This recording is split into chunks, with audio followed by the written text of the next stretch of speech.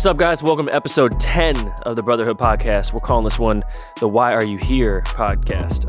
I think this will be good, just kind of talking about purpose with Robbie. And as I was just kind of thinking about this and you brought this up, is Viktor Frankl is one of my favorite kind of people. He wrote the book Man's Search for Meaning. And in that book, well, to give you an idea who Viktor Frankl was too, is he came through Auschwitz. He was a physician. He went through multiple concentration camps. His mother, his father, and his wife all were in concentration camps, and they eventually all were killed in them. And there was two particular quotes he has, but one time he was separated from left to right. His wife went left, and he went right when they were being separated. And that was in the afternoon. Well, later that evening, he saw one of the guards, the German guards, and he said, "Do you know where my wife is?" And he looked up in the mountains, or in this off this valley, and you just see smoke. And the guard laughed at him. He said, "Yep, there's your wife right there." And you can just see the smoke just billowing up. And so that's something that, and he ended up walking out of Auschwitz, only one of his family. Like I said, lost his wife, his mother, his father, and his brother. But anyways, he has two quotes that I think it paints a picture, I think, of purpose. And his first one is, "Life is never made unbearable by circumstances, but only by the lack of meaning and purpose." And then the second one is one I love. It's a quick. So there's a why and a how. "He who has a why to live can bear any how." And so yeah. So he, like I said, man's search for meaning, but he just dives heavy into meaning and purpose. And so yeah, man. So you brought up the purpose. So we got Robbie, but yeah, I think that examining purpose, I think there's different lenses through which we could look at purpose and calling in our lives and kind of this foundation of who we are. The key, though, is how we are looking at it and examining it through the Christian worldview, which I believe, obviously, I think that's what we both believe as we work in a church, is that this is the key, and that foundation is only found through Jesus Christ. That means calling, purpose is only found through Jesus Christ. So I'm reading this book right now by Os Guinness called The Call. He says in there that there are two callings. The primary and first call in our lives is the calling to someone. Before we can be called to something, we're called to someone, and that person is Jesus Christ, the author and perfecter of our faith. The secondary calling is the calling to something or somewhere. So an occupation, a place where you're going to live, where you're going to find your spouse, where you and your spouse are going to live. All of these things are secondary if first and foremost you have not responded to the first call in your life. And so, I mean, I've seen it, and we're going to probably get into this too, but I've seen it so many times with my friends who I'm talking to, or I've invited to church, or I have encounters with people who are not in the church, in, whether I'm playing a sport somewhere or just in relationship with people from college or back in Texas where I used to live. And I know that they have not responded to that. And I'm not saying that by responding to it, that all their problems are going to go away. Right. But understanding that key foundation of your primary calling allows freedom into your life. So what are your thoughts? Man, that's a good point. But I think it's almost kind of the opposite too, because then when you see someone, when you come in even short interaction with somebody who is a believer and you can tell who has put Jesus above everything, they don't even necessarily have to tell you. Like you can just have a quick moment with these people. You're like, yeah, I get him. I understand. Yeah. He's I don't say one of us, but you can just tell they speak a little different in the way they behave and their mindset, even though they don't directly say it. Yeah. You can be like, yeah, I can tell. Like he's got a number one, the same number one I do. Yeah. Even though we might have entirely different interests. Yeah. And then, yeah, man, I agree with everything of that. I think it is interesting, though, especially if, like I said, I always like to approach it from a non-Christian perspective and without knowing why you're here. And if you just take out the why you're here, it's pretty purpose. I don't think purpose can even really exist outside of Christ. Well, it kind of goes into the conversation, which is kind of more of an apologetics topic of how do you what's the right word I'm thinking of? But how do you root your beliefs and your ability to have values if it's not through the kind of the Judeo-Christian worldview? Does that make sense? Yeah.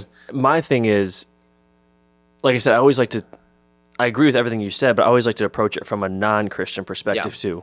And it's just crazy if you eliminate the why you're here, which is Christ, ultimately is the worldview we're having. If you just take out that, then I don't know that purpose can even exist without having that. Otherwise, it's just a drift. No, I think that's my point. Is what I'm saying is like if you take out even the concept of having an original purpose, even these things that we would see as a secondary purpose, called to somewhere or called to something, will never fundamentally satisfy us because we were created with purpose and for purpose. For relationship with Jesus, in a relationship with Jesus. There's another great author, Stephen Siemens, and he writes that before you can ever do, you must first learn to be. And it talks about before you can ever do anything for Jesus, you have to recognize who you are in Jesus. Who is your character that God has created you to be. The book Fathered by God is a great example of that, where it's talking about the heart of understanding. Before I ever want you to accomplish anything for me, first and foremost, I want you to know how to be my son. And so in the same way, you're right. From an atheist perspective, if you take away this Christian worldview, it is impossible to ever meet that standard because we were created with purpose. Yeah, right. Does that answer your? Do you feel like? I feel no, like yeah, 100. I mean, 100%. Yeah, I agree. It's like because I've been thinking when you messaged me about purpose. I was thinking, because we obviously just got done talking. By the way, we just texted about this like yesterday. So we were like, let's do this podcast. So yeah, exactly. So I'm coming in kind of fresh off these ideas, but it's interesting because we did talk about legacy. Yeah. And so I'm like, oh, well, purpose is kind of the same thing. And it's actually not. Yeah, you're wrong. Yeah, exactly. I'm an idiot. And so, but legacy is something that other people assign to you externally, that other people think of you. Purpose is how you think of yourself. I think it's also what you, I would say purpose is more along the lines of something that you have inherited in the sense of what you've been given to do. It's attached to the doing, but it's more of along with more of the be side of that quote of before you can do, you have to learn how to be. That's what I see as purpose, because we see purpose in our world so much as an action. I have a purpose to do this. Right. I'm doing this on purpose, or my purpose is to do something, when actually, first and foremost, Christ gave us a purpose to be His. And it's what the Israelites could not do. You know, they could not just rest in the fact that they were His. They were God's chosen people. Instead, it became pride. It became, well, we're going to, all these type of things that turned into sin. Well, we struggle with that too, because we are like, I need to achieve for God. I need to prove for God, when actually our purpose is revolved around being fathered by God and being one with Him and resting in that. And then He guides us and begins to demonstrate the calling, moving on to going somewhere or being somewhere. And we try to mix those two up. I mean, our culture is all about who you're going to marry, where you're going to go to college, right. What's your career. You need to have this decided by 17 years old. And if you don't, you're a failure. Right. And we're going to make you feel like a failure. If you don't go to college, now that's kind of changing anymore. But, right. When I was still growing up, it was you have to go to college if you want to ever be successful. Whereas we're blurring the lines of purpose in our lives. And our children are going to be facing this. What is actual purpose? So I just thought it was a great thing to just kind of sit down and talk about. But yeah. As a side note, not as a side note, but on that point, because I have another point that's revolving in my head, that a question I want to ask you. But purpose is interesting because it's almost like you're trying to get in our culture in America. It's like you want our kids out of high school, maybe even early in high school. I remember freshman, sophomore is like, what do you want to be? What are you going to do when you get older? And in a sense, we do attach that to purpose. So by high school, you need to know what your purpose is. And then what happens, you go to college, you kind of have the stamp of what your purpose is going to be on your forehead. You kind of walk that through, go to college. And I think, and especially for me, you get into your 30s and you're like, well, dang, you look back and you're like, is this what I'm kind of... And that's the point, is that we are in the church too. I mean, I remember being asked this in when I was in student ministry. What are you going to do? What are you going to do with your life? Well, that the blurred lines of what is your purpose? That's what I became identified. Yeah. And the second that it's wrong, I then question who I am. Yeah, exactly. I then question my identity. I question, is God really for me? I question, are all these verses about, God's for me and He gives me strength and all these things, are any of them real? Because I've blurred the lines and I haven't been able to separate the two of what I'm supposed to do and who I'm supposed to be. So this leads to my other question I was going to ask you. That's perfect. So there's two things, two purposes. And it's funny because I've been texting a couple people just in the past 24 hours, what's your purpose, And some people are like, duh, but I'm getting really good, interesting answers. And there's two parts, exactly what you're saying. There's God and who I am in Him. And then comes the secondary stuff like you're saying, right? Have you ever... And so you, being who you are, working in a church, being son of a pastor, do you struggle or have you struggled with the first part of who am I in God? Because we almost make it simple. We're like, just know who God says you are. And that is, while easy, and you shed the weight and it's very easy once you do it. Yeah. I think I think we have a tendency to make it sound very simple. Like just give your life to Christ and then everything's sorted. So do you struggle with that part? I think I do, because I think from the first part, I think the teaching that's on it it's so simple sometimes that it becomes complicated, because then you begin to be like, wait a second, what? Whereas if we realize and recognize that they're separate and there is a hard line, and we don't try to blur you're called to be a follower. I think the call to be a Christian doesn't really suffice. It doesn't really cover the beauty of our relationship with Jesus, where even the kind of what the New Testament describes as you are a follower of Jesus. You are a Christ follower. Just kind of this, Paul uses some of those phrases. I don't know. It seems to have a little bit more beauty to it.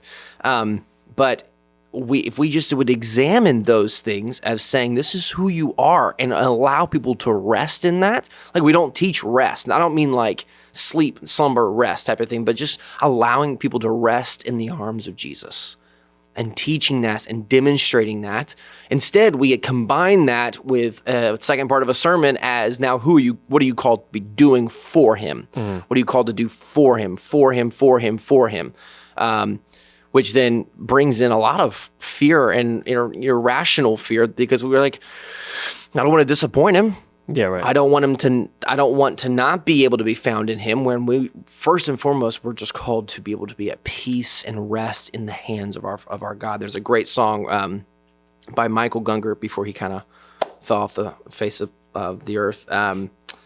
Called Wrap Me in Your Arms. And the chorus just says, take me to that place, Lord, to that secret place, Lord, where I can be with you. You can make me like you.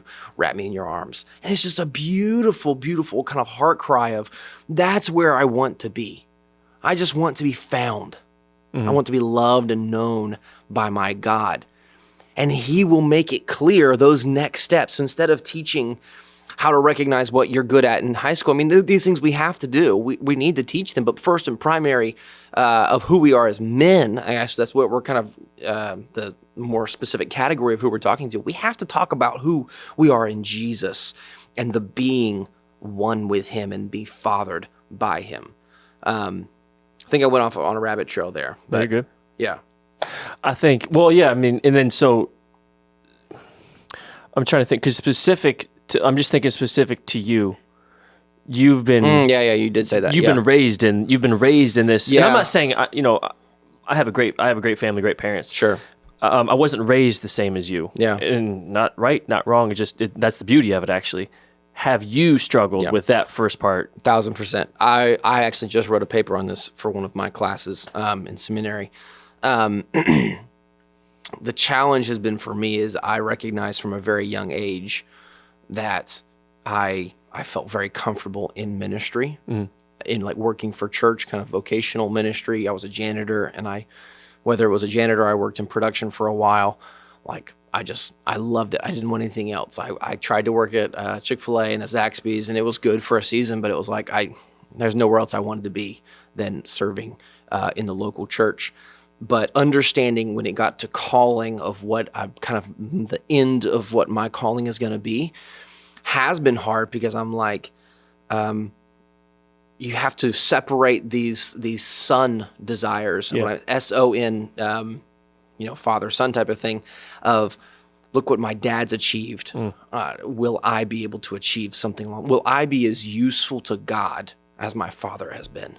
Has been like some of the biggest wrestling things that I've experienced, because I want to. I'm an achiever. I'm very competitive. You beat me at basketball, but I still try to chase you down until you get injured. Then it was easy. Dude, it was done. I limped up in here. I ain't been doing nothing, man. But I mean, yeah, I have struggled, and in that I have blurred the lines because I so badly want to know the do aspect and what am I going to do? Who am I going to, not the identity, who am I going to be, but like what job am I going to have? Who am I going to be? Has been so like heavy on me that, man, it's been a struggle. And I would just say just recently, I've been able to really sit back and focus on recognizing I have no control over these things. I have to begin to really, really fervently practice being held by my Father, my Heavenly Father. Before, and I can't; those lines cannot be blurred. But my nature wants to begin to blur those lines and strive. This is what I could do based on what I'm good at. I can do this. Maybe it's on this. I could do this for a while and then this, and I have to let go of those things. And yeah. It is really hard. Because I almost think, and I know I love everything you're saying, but I do think we can get really close to a selfish nature, even in something as beautiful as being like, I want to lead as many people as I can to Jesus. Look at what my earthly dad has done. I want to lead more people to Jesus. That first word, I want to lead more. But it's, even though it's in good, even though it's good, and it may even be parallel to your purpose.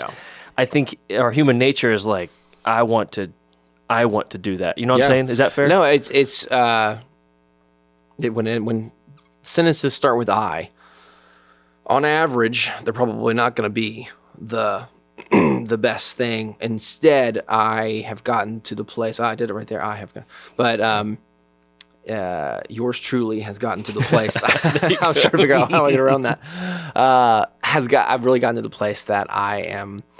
I'm recognizing if anything is going to happen in any occupation, vocational ministry, here at any other church in the future, anything like that, the Lord is going to be very clear. He's not a God of confusion. He does not lead us to dead ends. He does not. He's a God of clarity. And if there is something that He is drawing me to as a part of my secondary calling, then He will make it very known. I have to say I cannot manipulate what is going to what I want to happen. And I use that word because that is ultimately what I think a lot of us try to do. I have an agenda to get somewhere, and I'm going to try to manipulate, well, I'm really good at this, so that somebody else will think I'm really good here, and I just kind of move up this way, and it's like, man, I have to abandon everything I desire for the ultimate desire of Jesus Christ. And if I don't, there was a great thing I saw. I can't remember where I saw it, but it was talking about there's 4 typical postures of God and how He responds to us that we see through Scripture. The first is blessing. So when we are doing something, God blesses that. And He says, this is exactly what I have for you, and I've ordained this. There is permit. Hey, I'm going to allow you to do this. I'm not going to bless it, but I'm going to allow you to do this. You kind of see this a lot with Jonah's story. You see, I cannot, there's 2 on either side. If there's 2 positive, 2 negative. So I'm probably going to butcher the other ones, but one of the other one on the other side is prohibit. I don't do this. And then there's one that's even worse than that. And it's like, I'm going to prevent you from doing this. I'm going to stop you. And that's kind of what we see in Jonah's story, right? So in that, I have to begin to recognize I don't want to be in any of the other 3 responses and postures of God. I want Him to bless where my hands are working. I want for when I go to heaven, when I'm going to be one with God, when I die, I don't want there. I want there to be as minimal time as possible where it says, I prohibited you here. I did not bless this season of your life. I allowed you to be here. I want everything that I'm doing. God said, that's exactly what I wanted you to do. Do you? Okay, so now I don't. I know I'm not. I know I don't necessarily disagree. Maybe just clarification. Yeah. You disagree with the Lord? I just disagree. I mean, I don't care what it is. I just it's just God. No, I think that's interesting because thinking of I have a friend who stepped into a job a little while back because it felt like it was a calling, and then it got hard. It got really hard, and then I mean it sucks. And then you're like, is this what I'm supposed to be doing? And to me, in my mind, I'm like, that's probably evidence that's exactly where God's called you to be because it got hard, because it either prohibit, like you said, or whatever I can category. Sure. I can see it both ways. I think that because something is hard does not mean God is not blessing it. Because typically God does not call us into easy situations. Right. As followers of Jesus, he calls us into very difficult situations because that's why he called us there. Right. Why would he call us into something easy? He wants us to grow and be challenged because he wants people's lives to be changed. And that's typically where hard situations are. I think that a calling is not based in I'm going to butcher this example, but I don't think it's always based in specific time. So like I've had a season where I felt like I was being like in a shorter calling of my life, felt like I was being drawn to something very specific, and it became very clear that I had to kind of re-examine some things in my heart because I was like, this door has been absolutely slammed shut. This is not going to be able to happen. And I think that things that God puts in your heart is not necessarily meaning you have to jump to this, apply for this job or something like that, but God is beginning to stir something in you for maybe a specific season, sometimes a direct season that, hey, and do this. Go to Jimmy John's, get this number 1 giant size, right, and you're going to give it to this homeless person, right? Or it could say, hey, I'm beginning to put this on your heart for homeless people in our community. Homeless people in our community. And 10 years later, you're going to be like, that's been on my heart for 10 years. This is the new direction I'm going to go. Because as God is leading, we still live in a fallen, sinful world, and there are people in this world. And I think that there are times God will always be able to work around things. People don't stop God. But maybe where we thought something was like, I need to go, that's what I'm doing. I need to go apply for this. And a person can get in the way. We can see that as a person is getting in the way of God and preventing God's calling on our life, when I don't think it's actually called to a specific time of calling. Right. Does that make sense? Yeah. Well, it's someone who you're talking about, someone who's also outside of time as well. And the only thing I get, because I think of I can't necessarily think of any specific examples for me, but I know one thing that I do, and I usually discover it well down the road after I've already did it, is sort of this concept of putting God in my back pocket. Just because I want something, be careful on that, Matt. Yeah. Don't say assume it's a calling. It's because something I want, and don't put God in your back pocket. God may not always agree with me. And so even though it's something I want, and I think Chris Lau might have told me, it's just because it's something I want doesn't mean God wants it either. And so like that's where I think your first stance is, always go to your first stance of submitting to him, and really versus being like, that's what I want. Yeah. Therefore, God wants me to do it. And by the way, Chris Lau, if you're watching this, our goal is to mention you in every podcast, whether it's V-necks or relationships with Jesus. Look, he moved. I'm telling you, I can tell he's gotten smaller. Emotionally, spiritually, physically. So, I'm praying for him. But yeah, no, so that's one thing I always want to try myself to be careful of. And when whether it's a job I wanted or a promotion I've wanted, and I'm like, I want that. God, give me that. Be with me. Help me get there. And it's like, that's probably not what he wants. And maybe not what he wants. So don't put him in your back pocket necessarily and assume that. You know what I'm saying? Yeah. So my question for you then is, since we've gone kind of heavy on primary purpose and primary who are we? Why are we? Therefore, how can we get through whatever this thing? So what is this secondary? What's your purpose? You specifically? Do you feel like Are you asking me what my purpose is, or that felt like a question? Yeah. What is? I'm like, well, I feel like. Yeah. So like, what would you? I mean, I kind of wrote some stuff down for me as I was just kind of thinking about this, and it was a great exercise for me to write down what my purpose is. I feel like I've done a decent job of walking it out. But it could be better because I haven't written it down. Yeah. And so I can kind of veer away from the trail a little bit. But what would you say your calling or your purpose is right now? Secondary.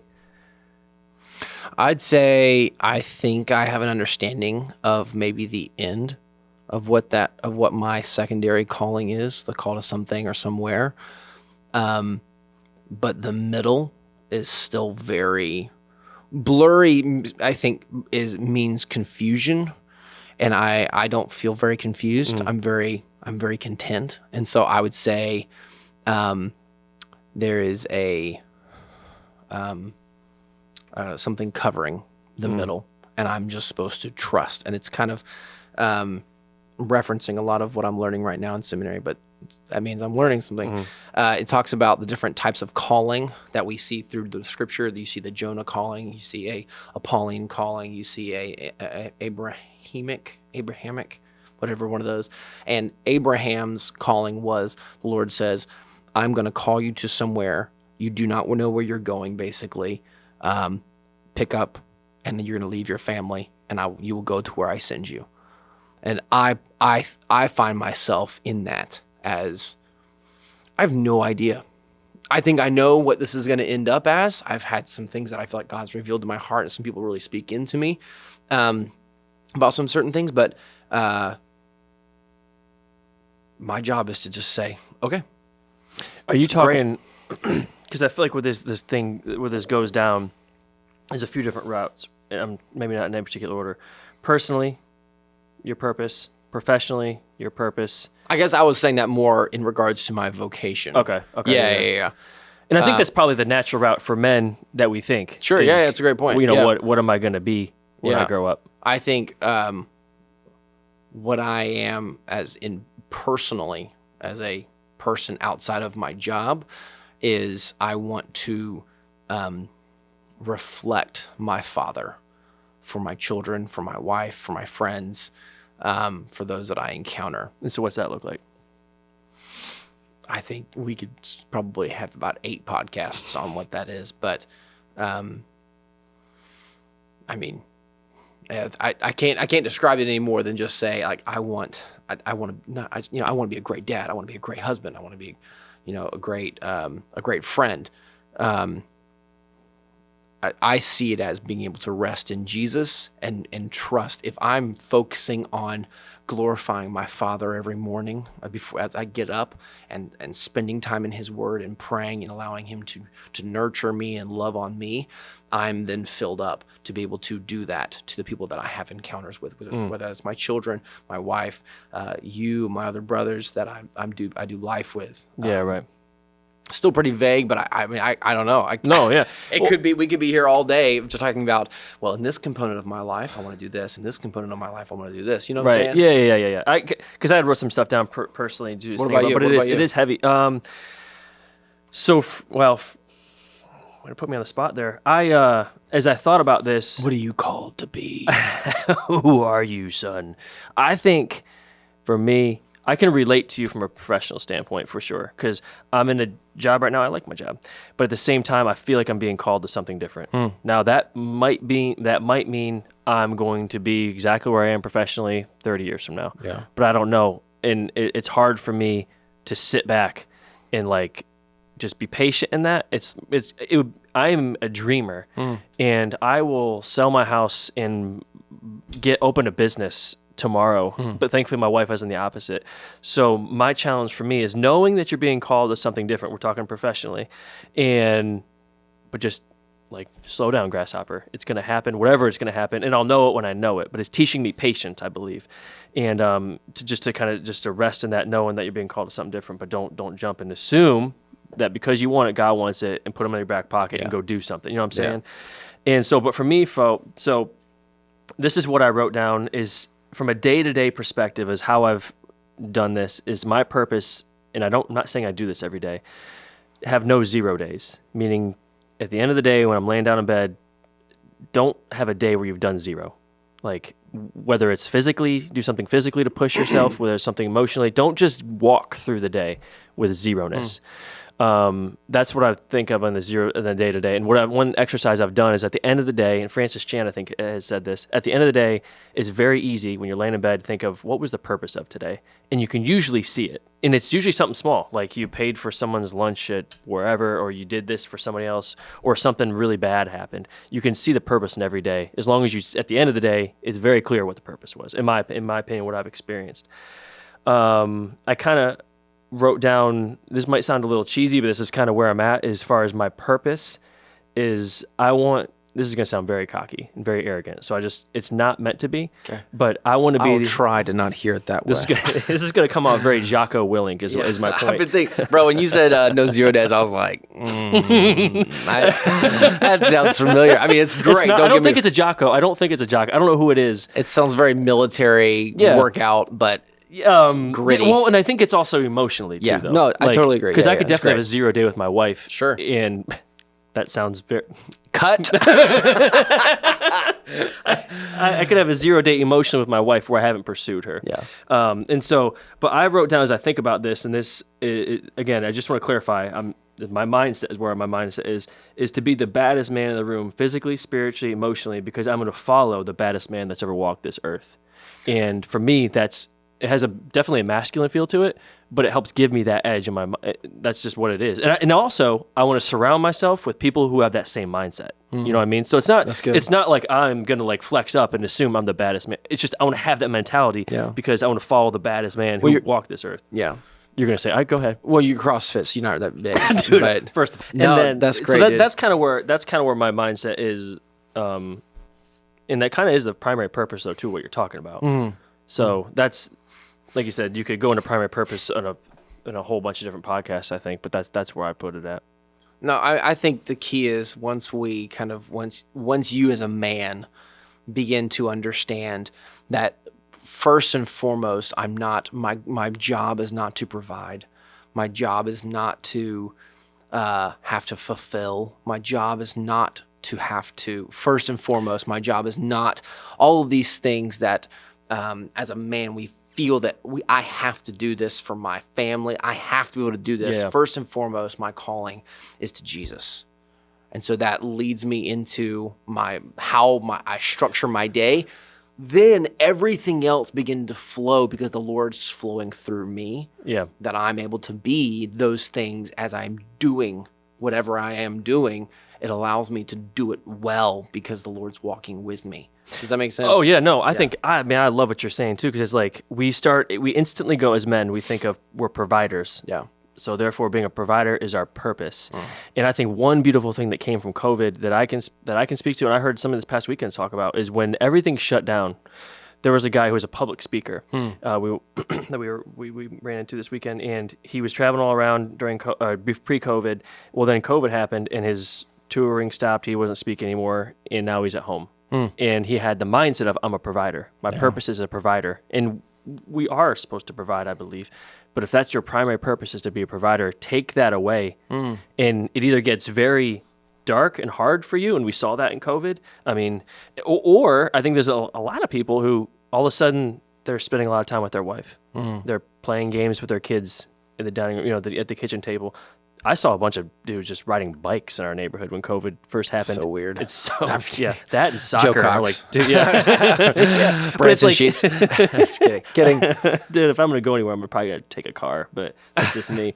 But you saw that where people they didn't have their job. Their job was taken away for a moment, and all of a sudden that's one of the beautiful. I don't mean to diminish COVID or anything, but that's one of the beautiful things where people out riding bikes with their family or just walking with their family and just being with their family, because now all of a sudden the thing that they thought was their calling and their purpose was taken away. But it allowed guys, hopefully some, I'm sure not all, but allowed some people to be able to sit back and examine where the separate callings have the lines become blurred and one had become higher than the other, which should never have become higher. For sure. Okay, so let me ask you this. So do you feel like it's easier to question your calling or purpose when things seem pretty good, when seem maybe a traditional blessing, or is it easier to lose your purpose, question your calling when you're in crisis?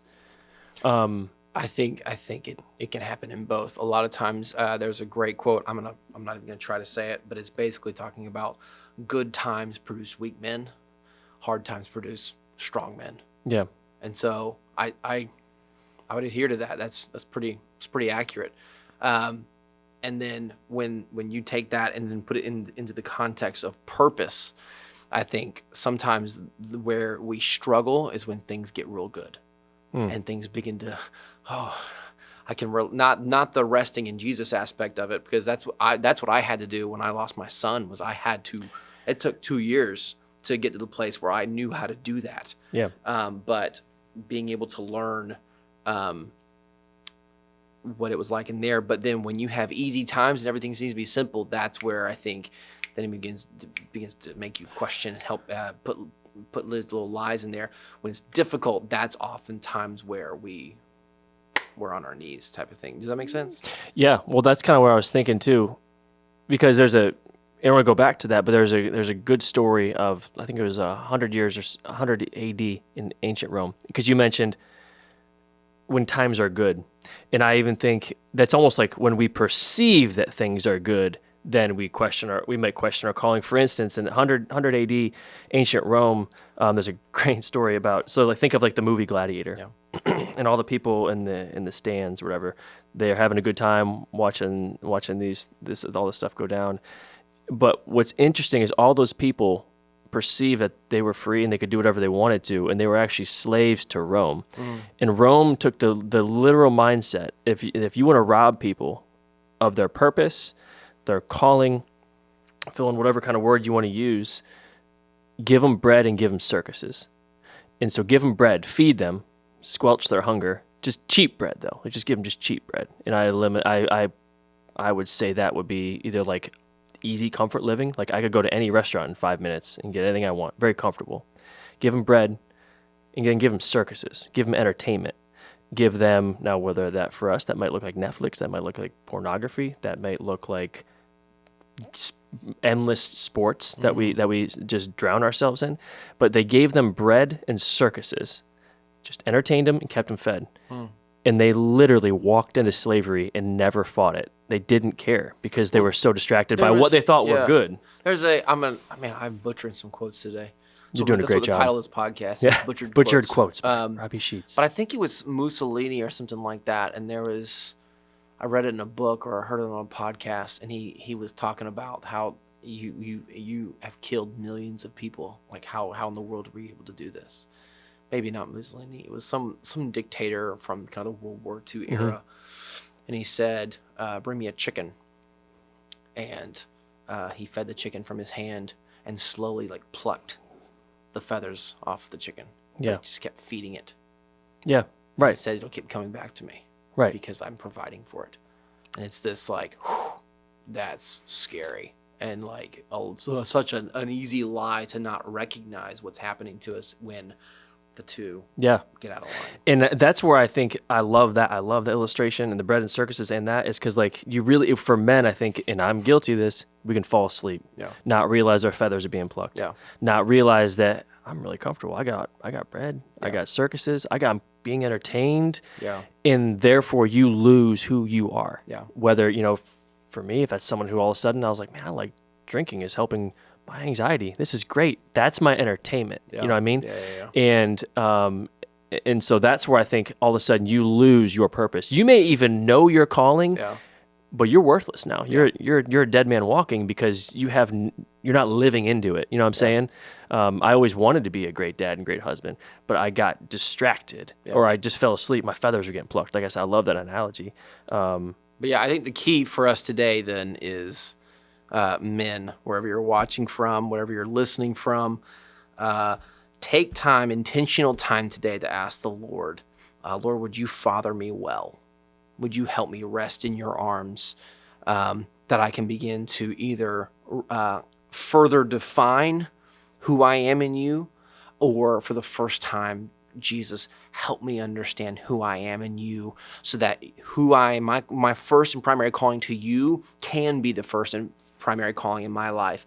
Help me realign my priorities so that where I am where I've been called to secondarily is second, and who I am in you is first. So I think it's solid, man. I think that's the thing. I think the good thing to do would be, as we close up shop too, is just to write down, because for me it was just a great exercise. Write down your purpose, whether it's as a husband, father, if you don't have any kids, but what do you want your purpose to be? Yeah. At least as a visionary, emotionally, spiritually, just write it out. And I think it definitely is a good exercise for me. And I loved it. So, but yeah, let us know what you guys think. And other than that, we'll see you guys next time.